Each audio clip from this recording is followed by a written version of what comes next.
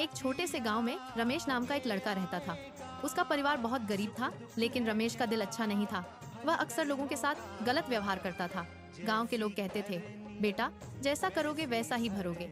मगर रमेश इन बातों को मजाक समझता था। गांव में श्याम नाम का एक मेहनती और ईमानदार लड़का भी रहता था। वह हमेशा दूसरों की मदद करता था।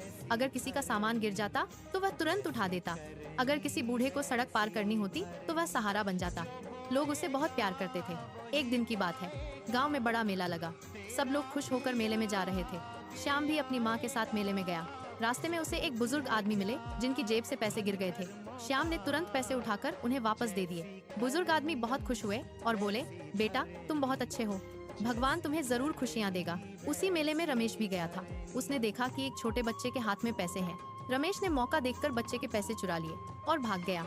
बच्चा रोने लगा, मगर रमेश को कोई फर्क नहीं पड़ा। कुछ दिनों बाद गांव में एक बड़ा व्यापारी आया।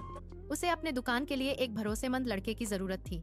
गांव वालों ने तुरंत श्याम का नाम सुझाया, क्योंकि सब जानते थे कि वह ईमानदार है। व्यापारी ने श्याम को काम दे दिया। धीरे धीरे श्याम की मेहनत और ईमानदारी से व्यापारी बहुत खुश हुआ। कुछ साल बाद उसने श्याम को दुकान का साझेदार बना दिया। श्याम की जिंदगी बदल गई। उसका परिवार खुशहाल हो गया। दूसरी तरफ रमेश की हालत खराब होने लगी। उसकी चोरी की आदत बढ़ती गई। एक दिन वह बाजार में चोरी करते हुए पकड़ा गया। गांव वालों ने उसे बहुत डांटा।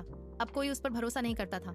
लोग उससे दूर रहने लगे। एक दिन रमेश बहुत उदास होकर गांव के बाहर बैठा था। तभी उसने देखा कि श्याम अपनी नई गाड़ी में गांव आया है। वह सबकी मदद कर रहा था और लोग उसे सम्मान दे रहे थे। रमेश की आंखों में आंसू आ गए।